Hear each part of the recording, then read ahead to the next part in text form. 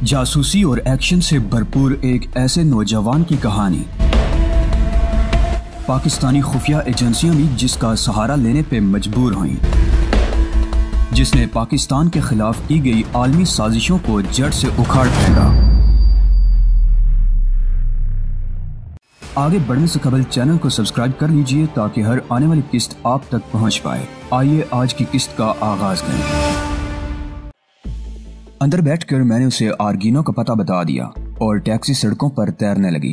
कोहर में धुंधलाई हुई इमारतें अजीब से हयूले पेश कर रही थीं और फुटपाथों और सड़कों पर सुकड़े सिमटते चलते हुए लोग मोटे मोटे लिबासों में मलबूस थे। तभी मुझे एहसास हुआ कि यहाँ सर्दी जरूरत से कुछ ज्यादा ही है। भरतौर मुझे इसकी परवाह नहीं थी क्योंकि मौसम मेरे ख्याल के मुताबिक खुशगवार था। और फिर होटल आर्गिनो की इमारत भी धुंधलाई हुई सी मेरे सामने आ गई और टैक्सी ड्राइवर ने पार्किंग लॉट पर टैक्सी रोक दी। मैंने उसे मकामी करेंसी में अदायगी की जो मुझे फ्राहम कर दी गई थी और उसके बाद पूरी इत्मीनान अंदाज में टैक्सी से उतराया।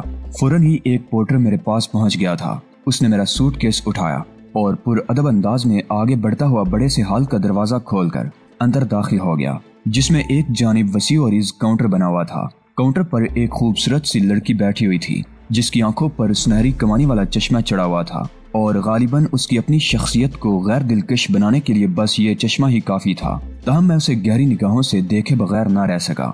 हो सकता है ये भी आफ्ताब कमाल की निशान करदा नायाब अशिया में से एक हो। जी उसने कहा। रूम नंबर 820 एलिस ग्रे, मैंने कहा और लड़की ने फौरन ही एक मशीन का बटन दबा दिया। सारा निजाम कंप्यूटराइज्ड मालूम होता था। उसने मुस्कुराती निगाहों से मुझे देखा और फिर एक चाबी निकालकर पोर्टर के हवाले कर दी और गर्दन खम करके एक रजिस्टर मेरी जानिब बढ़ा दिया। मैंने उसकी उस कॉलम पर दस्तखत किए जहां मेहमानों के दस्तखत हुआ करते थे। फिर लिफ्ट ने हमें 8वीं मंजिल पर छोड़ दिया। पोर्टर टिप लेकर चला गया और मैं कमरे का जायजा लेने लगा। बहुत खूबसूरत कमरा था। मैंने बड़ी खिड़की खोलकर पर्दा सरका दिया। कोहर आलूद सैंडी पार्क मेरे सामने था। एकदम कुछ अजीब सा लगा।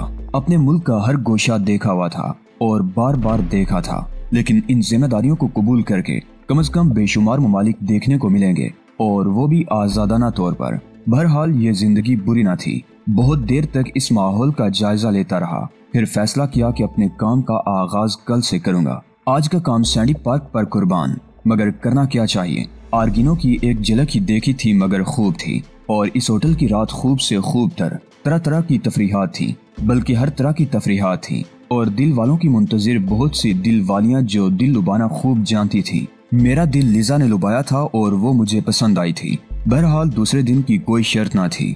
दूसरा दिन दिल लुभाने के लिए था भी नहीं। मैंने दिन को तकरीबन 11 बजे उस नंबर पर रिंग किया जो मेरी वॉच कंप्यूटर में फीड था। दूसरी तरफ से एक मशीनी आवाज सुनाई दी थी। सॉरी सर, मिस मनरो से 5 बजे। मैंने फोन बंद कर दिया। यह गालिबन कोई रिकॉर्ड था, मगर मिस मनरो कौन है? हर तरह की मिसों से मुलाकात मेरे लिए दिलकश थी, मगर इस मामले में मिस्टर जोसेफ मार्क से मिलना ही जरूरी था। इसलिए मैंने 8 बजे का वक्त मुतय्यन किया और इस दौरान सैंडी पार्क के खूबसूरत मकामात की सियाहत करता रहा। कोई भी मेरी जानिब मुतवज्जह नहीं था। मैंने खास तौर से उसका जायजा लिया था। 8 बजे से पहले ही अपने होटल वापस आ गया था और फिर 8:10 पर मैंने जोसेफ मार्क के फोन को दोबारा ट्राई किया। एक दिलकश नस्वानी आवाज सुनाई दी थी। हेलो, गालिबन मिस मनरो हैं? मैंने इस दिलकश आवाज से आवाज वाली की दिलकशी का अंदाजा लगाते हुए कहा, आप कौन हैं? हो सकता है आपसे मुकम्मल तारुफ का कोई मौका आ ही जाए मिस मनरो, लेकिन इस वक्त मैं मिस्टर जोसेफ मार्क से गुफ्तगू करना चाहता हूँ। ठीक है, मैं उसे बुलाती हूँ। और फिर माउथ पीस में ही वही दिलकश आवाज उभरी। वो जोसेफ को आवाज दे रही थी। चंद लम्हों के बाद एक मर्दाना आवाज सुनाई दी। जोसेफ मार्क बोल रहा है। मैं जो कोई भी हूँ मिस्टर जोसेफ मार्क, इसकी तफसील तो आपसे मुलाकात के बाद ही बयान की जा सकती है, लेकिन आपके प्रोफेशन के मुताबिक मुझे आपसे कुछ गुफ्तगू करनी है। किस किस्म की गुफ्तगू? दूसरी तरफ से सवाल किया गया। कुछ अरसे बाद यहाँ एक साइंस कॉन्फ्रेंस होने वाली है और खतरा यह है कि इस साइंस कॉन्फ्रेंस में शरीक साइंसदानों को कोई नुकसान न पहुंचा दे, क्योंकि पिछले दिनों चंद साइंसदानों को कत्ल कर दिया गया है। और मिस्टर जोसेफ मार्क, मुझे यकीन है कि आप जिस तरह मुश्किलात का हल दरियाफ्त करते हैं उसी तरह आप इस सिलसिले में भी यकीनी मालूमात रखते होंगे। अगर रखता भी हूँ तो किसी से बयान क्यों करने लगा? निहायत मुनासिब बात है। दरअसल हर बात के बयान करने का कोई जवाज होता है। वैसे बाय द वे ये जवाज मुझे कितना महंगा पड़ेगा? मैंने सवाल किया। कम से कम $20,000। ये रकम इतनी माकूल है कि इसके लिए बहुत से खतरात मोल लिए जा सकते हैं। ज्यादा है। सॉरी, दरअसल मैं एक दाम पर काम करने का आदी हूँ अगर मेरे मुंह से $2000 निकल जाते तो वो $2000 ही होते, लेकिन अब चूंकि मैं $20,000 कह चुका हूँ, इसलिए $20,000 ही मुनासिब हैं। आप कहते हैं तो यकीनन मुनासिब ही होंगे मिस्टर मार्क, लेकिन ये रकम मैं आपको कहाँ अदा करूँ? हाथ के हाथ। मैं एडवांस का कायल भी नहीं हूँ, लेकिन एक बात बगौर सुन लेना, जोसेफ मार्क के बारे में मालूमात हासिल करके ही आए होगे। 100%। मैंने जवाब दिया। तनहा हो गए और किसी किस्म की फरेबकारी से पाक। यकीनन इसमें भला क्या शक है। आप मेरा एक काम करेंगे, मुझे भला आपको नुकसान पहुंचाने से क्या हासिल होगा? जगह का तयन करो। ये भी आप ही करेंगे मिस्टर जोसेफ मार्क। रकम मौका पर पहले वसूल कर ली जाएगी और उसके बाद जो मालूमात हैं वो आपको फराहम कर दी जाएंगी। अगर इसमें कुछ पेचीदगियां होंगी तो मजीद सौदा किया जा सकता है। पेचीदगियां दूर करना बहुत ज्यादा मुश्किल काम नहीं है, बशर्ते कि ये अपने बस के अंदर अंदर ही हो। ठीक है, अगर वाकई ऐसी कोई पेचीदगी हुई तो आपसे मजीद मदद ली जाएगी, लेकिन मिस्टर जोसेफ मार्क $20,000 की इस रकम के एवज आप इतनी ही वजनी मालूमात भी फराहम करेंगे ना? गारंटी दी जाती है जोसेफ मार्क की तरफ से कि जिस कदर बताया जाएगा दुरुस्त होगा। तो फिर मुझे ये सौदा मुकम्मल तौर पर मंजूर है। सुनो, रात को 2:45 बजे नेवन पार्क बेहतरीन जगह है। 2:45 बजे नेवन पार्क। नहीं मिस्टर जोसेफ मार्क, जरा सी गड़बड़ हो जाएगी और इसकी वजह यह है कि मैं आपके इस शहर में अजनबी हूँ। यहाँ तुम्हें सारी रात टैक्सियाँ मिल सकती हैं। अगर कोई हसीन साथी भी हो तो टैक्सी ड्राइवर नेवन पार्क के नाम पर गर्दन घुमाकर भी नहीं देखता, क्योंकि नेवन पार्क निहायत पुरसुकून जगह है और लोग वहाँ की जिंदगी को पसंद करते हैं। हसीन साथी का सवाल ही नहीं पैदा होता, लेकिन नेवन पार्क ही क्यों?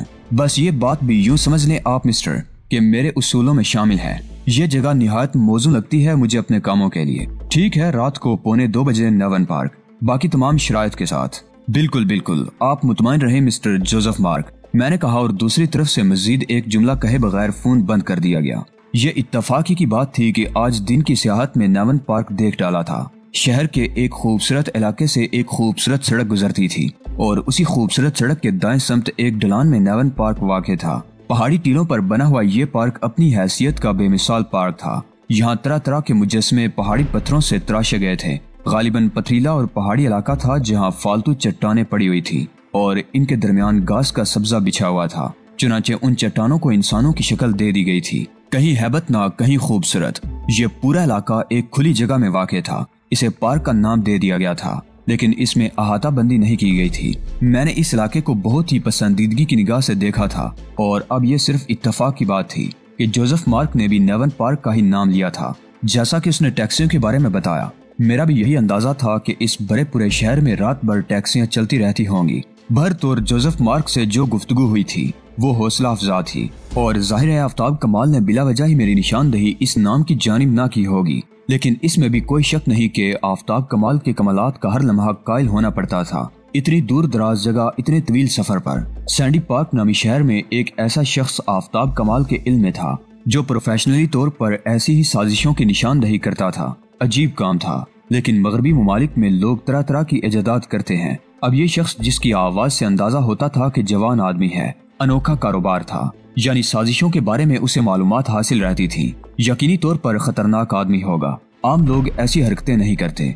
और फिर उसने जिस अंदाज में मुझे वार्निंग दी थी उससे ये भी पता चलता था कि वो अपने दुश्मनों से निमटना भी जानता है। खैर, इसमें तो कोई शक भी नहीं था कि ऐसे काम करने वाला कोई मामूली आदमी नहीं हो सकता और भरतौर मैं इस गैर मामूली आदमी से मिलने के लिए खुद भी मुस्तैद रहना चाहता था। वैसे मेरे जहन के किसी गोशे में ऐसा कोई तस्वुर नहीं था जिससे उसे नुकसान पहुंचाया जाए। $20,000 के नोट मैंने बड़े एहतमाम से अपने लिबास के अंदरूनी हिस्से में रखे और उसके बाद वक्त गुजरने का इंतजार करता रहा। होटल की तफरीहात ही गालिबन 3 साढ़े 3 बजे तक जारी रहती थी।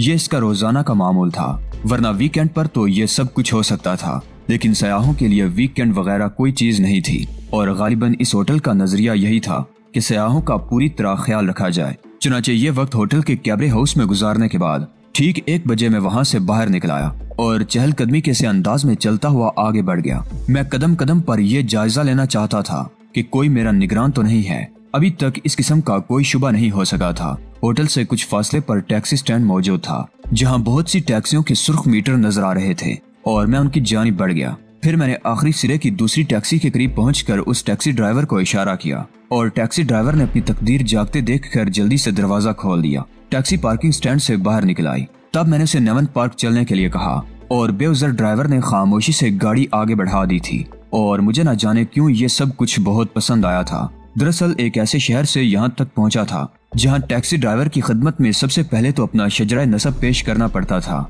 अपनी माली हालत और नौकरी के बारे में बताना पड़ता था, फिर निहायत आजिज़ी से ये बताना पड़ता था कि मेरा रुख किस तरफ है, और अगर टैक्सी ड्राइवर साहब का रुख इस तरफ ना हो तो वो पीछे की जानिब इशारा कर देते हैं कि वापस जाना है तो जाओ, वरना सीधे जाओ जहन्नुम में। एक ऐसे शहर से एक ऐसे शहर में आना बहुत ताजुब खेज लगा था जहाँ टैक्सी ड्राइवर सिर्फ गर्दन में खम करना जानते हैं, और मेरा टैक्सी ड्राइवर गर्दन खम किए कोहर आलूद रातों को चीरता हुआ नेवन पार्क की जानिब बढ़ रहा था। थोड़ी देर के बाद मैंने उस शरीफ टैक्सी ड्राइवर से कहा, क्या नेवन पार्क से वापसी के लिए भी टैक्सियां मिल जाती हैं? अमूमन नहीं सर, क्योंकि रातें बहुत सर्द हैं और वो एक खुला इलाका है। गोया इस बात का खतरा है कि मुझे वापसी में टैक्सी मिलने में दिक्कत हो। इम्कानात तो हैं जनाब। तो क्या फिर तुम कुछ देर वहाँ रुक कर मेरा इंतजार नहीं कर सकते? कुछ देर क्या, सारी रात इंतजार कर सकता हूँ। मैं रात ही को टैक्सी चलाता हूँ। उसने कहा, गुड, वेरी गुड, मैं तुम्हें माकूल मुआवजा दूंगा। शुक्रिया जनाब, मैं आपका इंतजार करूंगा। वैसे बाय द वे, आपने मुझे इतनी गुफ्तगू के काबिल समझा तो एक सवाल और कर डालूं आपसे? जरूर जरूर। मैंने टैक्सी के बंद शीशों से सर्दी को अंदर आते महसूस करके कहा, क्या आपकी महबूबा वहाँ तन्हा आपका इंतजार कर रही होगी क्योंकि आपके साथ कोई नहीं है? मेरे होंठों पर मुस्कुराहट फैल गई। फिर मैंने कहा, हाँ, तुम्हारा ख्याल दुरुस्त है। ये बात मैंने यूं ही कह दी थी। जाहिर है वहाँ किसी महबूबा का तस्वुर भी नहीं था मेरे जहन में, लेकिन टैक्सी ड्राइवर को यकीन था कि वो वहाँ मौजूद होगी। थोड़ी देर के बाद हम नेवन पार्क पहुँच गए। रात के बेकरार सन्नाटे में तारों और आसमान की मध्यम मध्यम रोशनी नेवन पार्क को जगमगा रही थी और एक पुरस्रार सा रोशन सुकूत छाया हुआ था। इस मध्यम रोशनी में नेवन पार्क के मुजस्मे अजीब महसूस हो रहे थे। दिन की रोशनी में इन मुजस्मों में रोशनी थी, लेकिन रात के इस ऐबतनाक सन्नाटे में हर मुजस्मा अपनी जगह एक पुरस्रार कहानी का मस्कन मालूम हो रहा था। तरह तरह के मुजस्मे जिंदा इंसानों की मानिद वहाँ ऐस्तादा थे और इनसे अजीबो गरीब सी कैफियत का एहसास होता था। टैक्सी ड्राइवर ने एक मखसूस जगह टैक्सी रोक दी और मैं उसका शाना थपथपाने के बाद नीचे उतर कर चल पड़ा। भरतौर मैं वहाँ से काफी दूर निकल जाना चाहता था। कलाई पर बनी हुई घड़ी में तकरीबन 1:45 ही बज रहे थे। मैं इस पुरस्रार जगह खामोश माहौल में किसी आवारा गर्द की मानिद भटकता हुआ आगे बढ़ता रहा। मेरी निगाहें उकाबी अंदाज में दूर दूर तक का जायजा ले रही थी। चारों तरफ खामोशी और सन्नाटे का राज था। मैंने एक बार फिर कलाई पर बनी हुई घड़ी में निगाह डाली और एक कदरे बुलंद जगह खड़े होकर जोसेफ मार्क का इंतजार करने लगा। न जाने उस अहमक आदमी ने यहाँ आने का फैसला क्यों किया था, हालांकि वो अपनी तमाम तैयारियों के साथ किसी और जगह भी आ सकता था। बहरहाल मुझे उससे इंतहाई अहम और खुफिया मालूमात हासिल करना थी, इसलिए मैं हर तकलीफ गवारा कर सकता था। हाँ, इसमें कोई शक नहीं कि अब सर्दी मेरा मिजाज पूछ रही थी। गो मैंने सर्दी से निपटने के लिए माकूल लिबास का बंदोबस्त किया था, लेकिन इसके बावजूद जिस्म का जो हिस्सा भी खुला था, सर्दी उसे टटोल रही थी। फिर मेरी नजरों ने ठिठुरते हुए माहौल में 2 इंसानी साए देखे। बस यूं ही महसूस हुआ था जैसे 2 मुजस्मे मुतहरक हो गए हों और मेरी जानिब बढ़ रहे हों। गालिबन उन्होंने मुझे देख लिया था। मैं आंखें फाड़ फाड़ कर उनका जायजा लेने लगा। उनमें से एक मर्द था, दूसरी औरत मनरो के अलावा और कोई नहीं हो सकती थी। जोसेफ मार्क शायद औरत परस्त है, क्योंकि इस पुरस्रार जगह भी वो अपनी साथी लड़की को लेकर आ गया था। रात की खामोशी में अलबत्ता मुझे उनके बढ़ने का अंदाज अजीब लग रहा था और मैं पूरी तरह मुस्तैद था। ज्यादा देर नहीं गुजरी थी कि जोसेफ मार्क मनरो के साथ मेरे पास पहुंच गया। बिलाशुबा उसने मुझे जो धमकी दी थी वो बेमकसद नहीं थी। उसका चेहरा गो दिलकश खदोखाल का मालिक था, लेकिन उसके बारी जबड़े और नोकीली मूंछों से अंदाजा होता था कि वो एक सख्त गिर और बहुत चाको चौबंद आदमी है। उसने भी सर्दी से बचाव का लिबास पहना हुआ था। औरत फरके कोट में मलबूस थी और स्या रंग की फर्म में उसका सफेद चेहरा चांद की मानी दमक रहा था। मुझे उसके खूबसूरत होंठों की तराश बेहद पसंद आई। दूसरी चीज जो उसके चेहरे पर काबिले दीद थी वो उसकी आंखें थी। बाकी चूंकि फर के वजनी कोट में ढकी हुई थी, इसलिए तफसीलात का जायजा मैं न ले सका। जोसेफ मार्क ने मुझसे कहा, मैं आपको किस नाम से मुखातिब कर सकता हूँ मिस्टर? नाम की बजाय काम ज्यादा बेहतर नहीं रहेगा मिस्टर जोसेफ मार्क? यकीनन बेहतर रहेगा, लेकिन इससे ज्यादा बेहतर मेरे लिए $20,000 के नोट हैं। लेकिन एक मिनट, अगर मैं अपनी जेब से पिस्तौल निकाल कर हाथ में ले लूं तो आपको एतराज तो नहीं होगा? नहीं होगा, मैंने कहा और जोसेफ मार्क ने एक छोटा सा ऑटोमेटिक पिस्तौल निकाल कर हाथ में ले लिया। इसके लिए माजरत खा हूँ, लेकिन अब आप $20,000 के नोट निकालने के लिए अपने लिबास की जेब में हाथ डालेंगे। क्या कहा जा सकता है कि उसमें से रिवॉल्वर ही बरामद हो जाए? बाकी रहा यहाँ का मसला, तो इस इलाके का मैं जायजा ले चुका हूँ और इस बात पर मुझे इत्मीनान है कि यहाँ हम सिर्फ 3 आदमी हैं। वैसे आप मेरी साथी मनरो से मिले, ये मेरी दोस्त है और मेरे साथ रहती है। हेलो। वही दिलकश आवाज अब मुझे मशीनी तसल्लुत से आजाद सुनाई दी। और मुझे एहसास हुआ कि टेलीफोन से ज्यादा दिलकशी है इस आवाज में। मैंने गर्दन खम करके उसे हेलो कहा और फिर जेब में हाथ डालकर $20,000 के नोट निकाले और जोसेफ मार्क के हाथ में दे दिए। उसने नोटों पर एक निगाह डाली और मुतमईन अंदाज में गर्दन हिलाकर नोट जेब में रख लिए। उसके होंठों पर मुस्कुराहट थी और मिनरो तेजो तरार निगाहों से मुझे देख रही थी। जोसेफ मार्क ने कुछ कहने के लिए मुंह खोला, लेकिन फिर अचानक ही मैंने उसके चेहरे पर अजीब से आसार देखे। उसके होंठ बिंच गए थे और उसके अंदाज में एक लम्हे के लिए तशंत सा नजर आया था। मैं खामोश निगाहों से उसे देखता रहा, लेकिन जब मैंने जोसेफ मार्क की गर्दन से कोई 6 इंच नीचे सुर्ख खून की एक दार उबलती देखी तो मेरे होशो हवास जवाब देने लगे। ये दार एक जगह से नहीं 3 जगह से उबल रही थी और जोसेफ मार्क का चेहरा बिगड़ता जा रहा था। उसके हाथ फैले और पिस्तौल निकलकर नीचे गिर पड़ा और उसके बाद वो औंधे मुंह नीचे आ गिरा। लेकिन इसके साथ ही मेरी हिस्सियात ने काम करना शुरू कर दिया। मैंने मनरो पर एक छलांग लगाई और उसे रगीदता हुआ जमीन पर आ पड़ा और उसके बाद मैंने वो नन्ही सी चिंगारी अपने बिल्कुल करीब से परवाज करती हुई देखी, जो यकीनन किसी पिस्तौल से निकली हुई बुलेट का शीशा था जो बारूद की गर्मी से गर्म हो गया था। चिंगारी एक ही ना थी बल्कि कई चिंगारियां यके बाद दीगरे मेरे ऊपर से गुजरती हुई चली गई थी और उसके बाद उनका रुख नीचे की जानिब हो गया। मनरू की हलक से गुटी गुटी चीख निकली थी, लेकिन खुशबख्ती ये थी कि जिस जगह मैं खड़ा हुआ था वो एक बुलंद जगह थी और मेरे दाहिनी सम ढलान था। मनरू को लिए हुए मैंने उसी ढलान पर छलांग लगा दी और हम दोनों लुढ़कते हुए नीचे आ रहे। मैंने वहीं पर इक्तफा न की बल्कि मनरू का बाजू पकड़ते हुए उसे एक मुजस्मे की आड़ में घसीट लिया। मेरे पास पिस्तौल वगैरह नहीं था और न ही मैंने ये तवक्को की थी कि इस जगह मुझे पिस्तौल की जरूरत पेश आ सकती है, लेकिन शायद वो लोग जिन्होंने जोसेफ मार्क पर किसी बेआवाज रिवाल्वर या दूसरे हथियार से फायर किए थे आगे बढ़ने की जरूरत ना कर सके। कोई अहमक ही ये सोच सकता था कि सौदेबाजी में मुलविस होने वाले अफराद गैर मुसल्लह होंगे। काश मैं जोसेफ मार्क का पिस्तौल उठा सकता तो मुझे इस तरह मुजस्मे के पीछे आड़ लेकर उन लोगों को निकल जाने का मौका देने के लिए मजबूर न होना पड़ता। चंद लम्हात इसी तरह बीत गए। मनरू मेरे बाजुओं में दबी हुई थी और होले होले कांप रही थी। उसके हलक से हल्की हल्की सिसकियां भी निकल रही थी और मैं सरगोशी के अंदाज में उसे खामोश हो जाने की हिदायत कर रहा था। फिर अचानक ही मुझे एहसास हुआ कि मैं जो कुछ कर रहा हूँ वो गलत है। कम से कम मुझे अपनी जगह महफूज रहकर उन लोगों का जायजा भी लेता रहना चाहिए। हो सकता है वो इससे आगे बढ़ने की कोशिश करें। चुनाचे मैं रिंग कर एक मुजस्मे की आड़ में हो गया और फिर यहाँ से इस खामोश माहौल का जायजा लेने लगा। चंद ही लम्हात के बाद मुझे किसी कार के स्टार्ट होने की आवाज सुनाई दी और मैं उस आवाज पर कान लगाए रहा। आवाज दूर होती हुई महसूस हो रही थी। इसका मकसद है कि वो लोग अपना काम करके वापस चले गए। मैंने एक गहरी सांस लेकर जमीन पर पड़ी हुई लड़की की जानिब देखा जो अब सिसकियों से रो रही थी। उसके करीब पहुंचकर मैंने उसे उठाया और सीधा खड़ा करते हुए कहा, खुद पर काबू रखो मिस मनरो, आओ हमें जोसेफ मार्क का जायजा लेना चाहिए। मैं आगे बढ़ा और जोसेफ मार्क की लाश के पास पहुंच गया। अब उसे लाश ही कहना मुनासिब था। उसका बदन शिद्दत तकलीफ से अकड़ गया था, आंखें फटी हुई थी और थोड़ी देर पहले जो दिलकश खदोखाल वाला सख्त गिर चेहरा मेरी निगाहों के सामने था अब इंतहाई हैबतनाक नजर आ रहा था।